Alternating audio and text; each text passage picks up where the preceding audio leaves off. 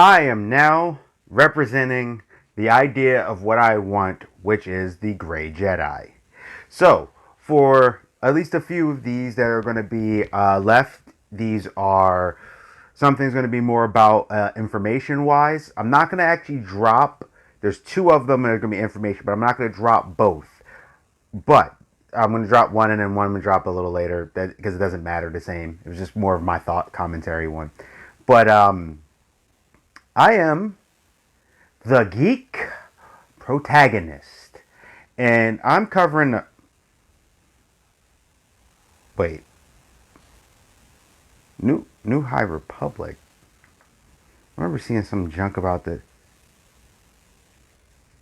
Oh, what the.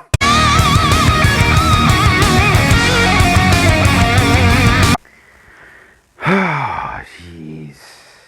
It's like every time I want to be up, they just bring me on down. So we got this new High Republic Star Wars book series. I guess it's set in something 200 years. Okay, so I'm looking at this launch trailer and I'm looking at the board and stuff, and one of the first things I see is dinosaurs and diversity. These deep works, it's like, all right, if you're writing out something and your mission statement says diversity and is one of the first things is, you're already failing. Okay, your first priority should be good story. Your second priority should be good story, and your third priority should be what's the message to your story or something like that, or what are you trying to accomplish. But if you're saying you're trying to do diversity and stuff, we're talking about a universe that has aliens in it. You want to be diverse, give me an orange alien, give me Ahsoka as an alien. Okay, if you want to be diverse, give me a Twi'lek. How about you give me a Jedi who survived Order 66 that wasn't a kid, that wasn't a human kid. That's how you do diversity, because then it won't matter who's under the mask. If you want to start doing races and stuff, come on, dog. Like, we got black people, we got white people. Like, you add more. Like, stop doing this. Stop with this diversity and just give me a good Star Wars story with an awesome thing, and not what you're about to give here, because I can't wait till I read these freaking descriptions to you. But anyway, so now with them even doubling down even harder with a Star Wars committee, which, by the way, that feels funny because it doesn't feel like a new idea group. It feels like a bunch of people getting together that are trying to go corporate as all get out. With the VP of the franchise and whatnot, basically of the franchise stuff, there to sell stuff. Not there to just say, hey, let's do this. They're like, let's see what works. Porgs. Yeah, people like porgs. Let's make a porg story. Making that up, but I guarantee that's not far behind. Um, and this is with Project Luminous, Luminous being of Star Wars. So let me get this straight. Disney as a whole, you killed and burned down the EU, right? You took it, but you're cherry picking it. So then you're making this roughly 200 years before the Phantom Menace, but you just won't use some of the stuff from the EU, which would have been much easier to convert and maybe sprinkle in some new stories inside. But okay, I guess you wanted to be organized, so it was too much for you to look at. All right. So now Saga, we do what we want, no tether, as how they were explaining it, basically. But they want brand synergy, but they don't want. They just want to be able to just write anything they want. So soon you're going to see a Kryptonian like lightsaber. I don't freaking know. But I'm with this bullet point committee. I'm looking to see if the story comes first, and it doesn't. But I saw dinosaurs because that's what we need now. Had space whales, space squids. Why not dinosaurs? Oh, sure. You got young Jedi's. Why not? You know, since there's other young Jedi that you could have done. But okay. I'm still trying to wrap my head around this when they keep talking about diversity. It's like on there a couple times, and there was something else like having everyone come in. I'm like, you're in a universe full of aliens. You have different types of humans in there. You could work so many things around, and you could make so many messages if you put the effort in without having to do it. But, why am I even surprised? A universe that has humans in it, that you can now name more than one black person. You can name Asian people. There's even a gay couple, even though you cut it out of the movie for China, Disney. Way to stick to your guns. I just want you, if you're gonna do it, go all the way. That's all. I'm not trying to, throw shade at you, but I'm making commentary as I deem I should. Um, like I said, you can check out the video yourself. You can look at the whiteboard. Now they have rival houses. I'm trying to figure that out too. Like, I'm like, all right, I'm not really a big fan of Harry Potter, but why does Star Wars Jedi things need rival houses? The rival houses are the light side of the Jedi and the Sith.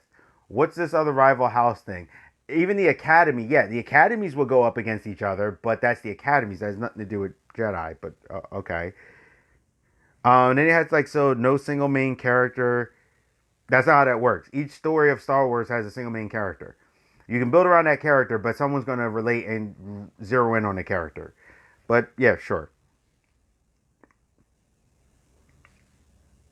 And also too, if that's the case, I'm seeing things for Shadows of the Empire, like Dash is coming. Some of the comic book people are coming. I heard a rumor. I'm not saying it's true. Take it with a pinch of salt. That there may even be a thing where Kyle Katarn comes in. So it's kind of like, all right. So the expanded universe, trash that for the new stuff. All right. And I'm not even seeing everything they're doing with this book thing. All right. And it's like everyone's a Jedi. Please don't double down on Baby Yoda. Keep him the way he is. He's great because of the bites you've given him. Just keep that. Jon Favreau is the man. He should know what he's doing. But when all the writers jump into this, I see some of the villains and they don't look. They look like it was like a post-apocalyptic Escape from New York, Mad Max style villain. I guess. Then you got stuff where it kind of reminds me of Texas Rangers and the Game of Thrones wall. Like there's like a space wall situation going on. I'm seeing some stuff. This you switch the canon to what isn't. The characters look dry. And what I mean by this is that they all look very covered up and very safe and Puritan and stuff. And I'm like, no. If you ever Ray, you see how Ray looked. Ray still looked like a female. Like all the Jedi didn't dress exactly the same. Some of them had open sleeves. Some of them had lower cuts on their shirts. Some of them wore less. Some of them wore more. Some of them wore dark. And I don't know why they did that. But it's like all covered up. And I honestly, like Avar Chris, I did not know that was a woman. And I'm not like making a joke or something. I actually did not know that was a woman. Uh, and I don't understand why they did that. So let's go through. I wanted to run through those things real quick because I just don't understand. So Avar Chris, um, I'll put the image up on here. But Avar Chris is the brightest, most noble example of Jedihood. She always tries to see the good in people and situations and never puts herself first. She is invigorated about life and life on the frontier and the challenges it brings. She is inspiration to those who work with her. She is compassionate, not dogmatic. Oh, by the way, they keep doing this thing where they go not dogmatic, not dogmatic, not cultist, not cultist, like the Jedi were bad. The Jedi is a monk group of cult people. It is a religion. It is a following thing. People who actually go outside of it are not the norm, and they're not looked well upon. Just saying. But okay, and always ready to sacrifice herself for others. Avar Chris is the best of the best. So then you got Loden Greatstorm. Wait. Avar Chris, Loden Greatstorm. Did you guys make D&D characters for Star Wars? That's a D&D name. That's like someone who would call. All right, this person is definitely a Twi'lek. Loden is a Twi'lek. There you go, Jedi Master, and is considered to be one of the best teachers in the Jedi Order. Strong and wise with a good sense of humor. Loden looks at every moment as a learning experience, always trying to better himself and those around him, especially his Padawans. So now we got Keeve Trennis. So Keeve Trennis. Keeve is a young. I gotta admit, her outfit doesn't actually look that bad. Her outfit actually looks good. I know some people will be like, "Oh my god, her outfit actually looks good." I actually like her outfit.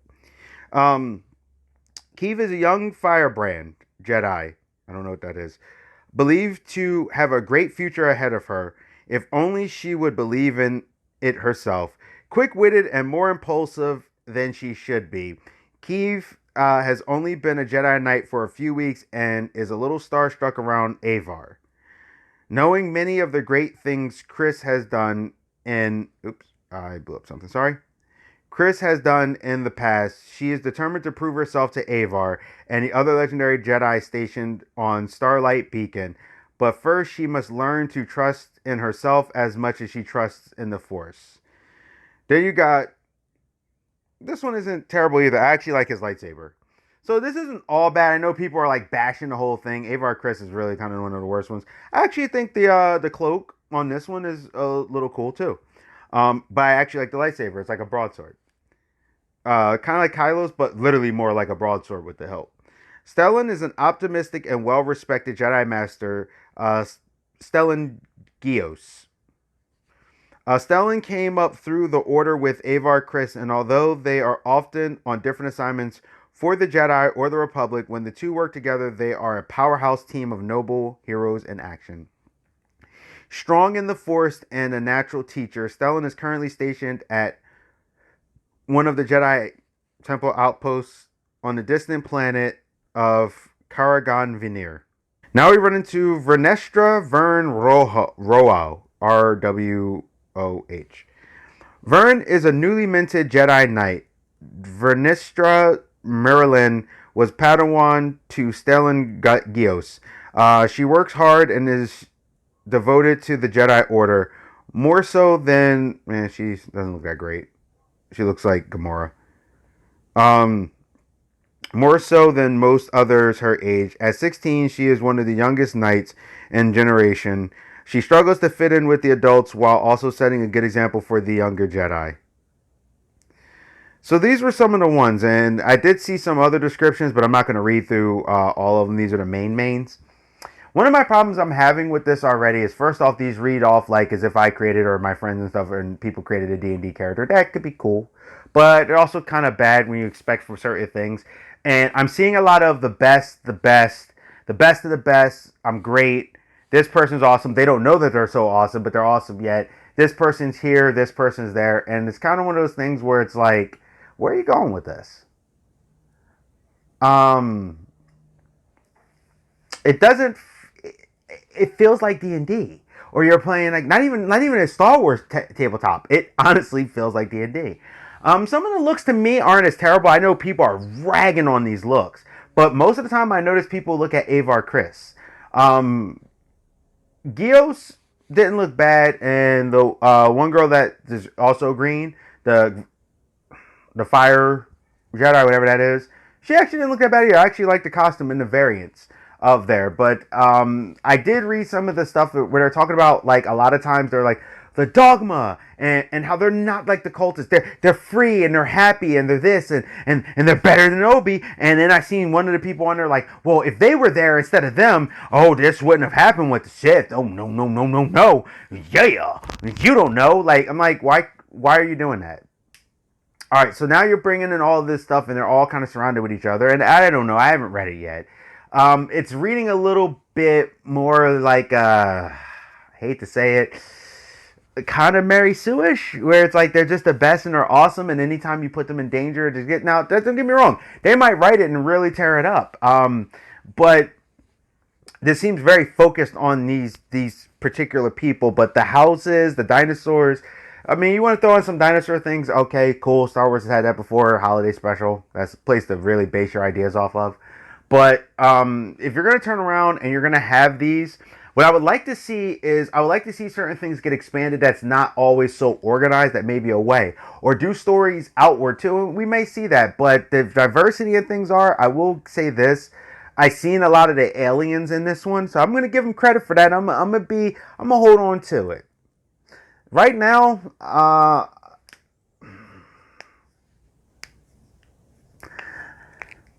a little worried, but I'm gonna give it a little optimism. This could be okay, but what I'm seeing so far, the best of the best, and no, this one's the best, and this one's also awesome, and this one's really good, and this one is this, and that's that. I don't know. That doesn't it's not, something about it makes me uncomfortable. And with Great Storm and stuff, and I'm not trying to hate, but you felt like you were playing D&D and you were trying to convert them. But there could be some potential in this, especially with the 16-year-old Vern. Like, if you really do a coming of age story and really strong, there could be potential for that. And for some of the other characters, I don't dislike a lot of all the new stuff they've done. I've read a little bit of it, and I thought it was good with the cartoons and IDW and stuff. So I mean, it could be, but a lot of it feels like you guys are trying to preach, and it also feels like you're, from how I'm reading it, you guys could go and read it yourself, but it feels like you're kind of trying to play out the current stuff to say these should have been the best and these should have been Star Wars, and what you got there wasn't the good Star Wars because these guys were better and all this wouldn't have happened. And it feels like that, where they're like, no, they're so good, they're just the best ever, they're the best house, they're the best this and dogma and religion, and no see, because what happened was that the Star Wars people, they were too busy being religious instead of work. Like, it feels like they're doing stuff like that, and they're like, I'm gonna fix it, and I'm like, I don't know. But we'll see what it is. I'm not super excited. Hopefully optimistic. Maybe some of it. I'll see. Maybe I'll try to give it a read a little bit. I hope it's an interesting story. It could. But a lot of what you guys are saying, it's kind of sounds like you're promoting it the way they promoted Terminator Rogue Fate, and we saw how that went. And Birds of Prey, even though Birds of Prey didn't have all the stuff in it, the way they pushed it with the times up and all that. It feels like you're kind of trying to bash what came before it to try to make this better. And I'm going to say this: don't burn down the previous, the things that come before. Don't burn down the things that come before you to try to stand on the ashes.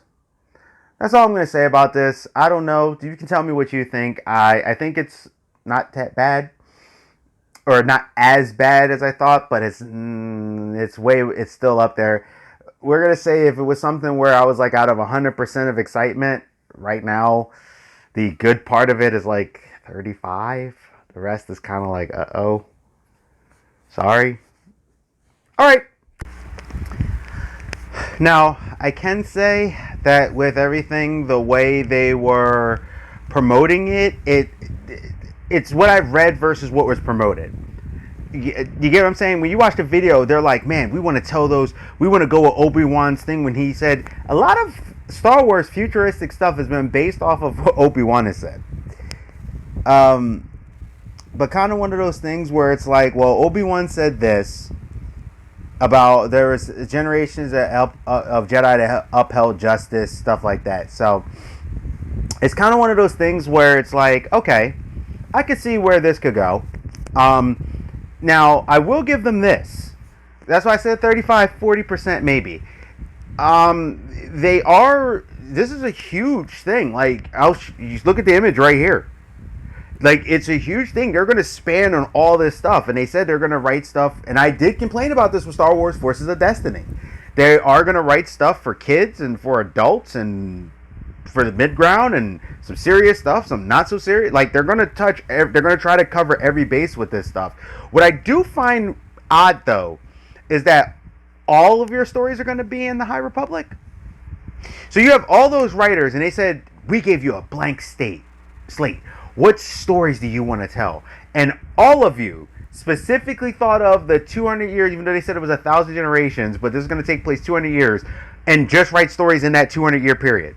Nobody thought, hey, I want to write something on the side tail over here after The Mandalorian. Or I want to write something over here right after Return of the Jedi. Or I want to write the new story to Rise of Skywalker. But not the main story, but I want to write something with what the universe looks like now that the First Order's gone. I want to write this. But everyone specifically went, yeah. I feel like the dude walked in and said, listen, what y'all want to do? Guess what? We want to do it too, but you got to do what Disney tells you to do. And what we're telling you is that we want to start filling up this stuff and kind of throw away the old Republic stuff and do the High Republic. Okay? The High Republic. And make sure everybody, instead of wearing the darker colors and going through it, they're all going to be wearing gold. And they're all going to be wearing white. And I did kind of notice that. They're going to be wearing these very bright colors. So, but they got the dude who designed Darth Maul, who designed some of the characters. And look, I think people are heavily focused on Ava and all them. There's some good-looking characters in here. I ain't gonna lie. I looked at this. Like, I think you got to look at some of it. Some of it, like I noticed that everyone's like, it's all bad. It's the bestest, and I'm like, just pump the brakes. I'm not saying that I don't see where you're coming from, but you gotta look at some of the other stuff too. Not all of it looks horrible, and with all of these people, I would be highly surprised that every single piece of this is going to be trash. And I say that because no matter what an initiative is, if you got some good writers in there, it's going to do it. That's why I said 35, 40% excited, but I'm still leaning way more towards this could really blow up in their faces. But I'm going to give them a little bit of optimism, okay? Look at more of it. Don't just look at what they did there. Check out some more of the stuff. Some of it looks okay. And I'm saying this to all the Star Wars fans, especially the Phantom Menace and stuff, who every time Disney comes out with something, look, I'm not trying to be against you, but I have noticed that Disney could literally go. I even seen when The Mandalorian was coming out, and it's like, oh my gosh, they're making The Mandalorian, they're gonna ruin it. Then it's like, oh, okay, it's good.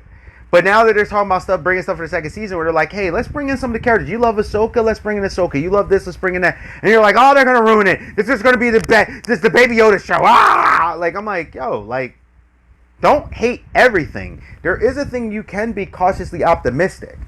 You like the first season. Let's see what they give us the second. Now, if it turns out bad, it turns out bad. It'll be another one you can chalk up to Star Wars, okay? But looking at this, do I see some worry? Yeah, a lot of the best, a lot of this character is this, a lot of this is that, and you don't even understand. I'm not saying I don't. I've read through some of the interviews, not just watched the nicely put together video. So I do see those things you're talking about, but I also see the other stuff of some of it could come out good, and I see some people really do have some ideas. I'm hoping for the best. This video probably looks a little jumbled because of just how I thought of some stuff, but anyway, I am the Geek Protagonist. You stay safe, you stay healthy, you stay real, and I'll see you in the next one. Bring back the Grey Jedi. Hey, thank you for visiting my channel. This is the Geek Protagonist. Please like, comment, subscribe, and share. Please, it'll really help me out in the channel if you actually share these videos, if you like what I'm doing. Please hit that bell notification. Hit it, click. This way you won't miss any of my videos. Also, there's a thing on there that says personal and all. Hit the all. This way you'll get them every time for the notifications. I'm trying to, grow, trying to do commentary about what's going on. And I want to thank you again. Stay safe, stay healthy, stay real. This is the Geek Protagonist. I'm out, and I'll see you.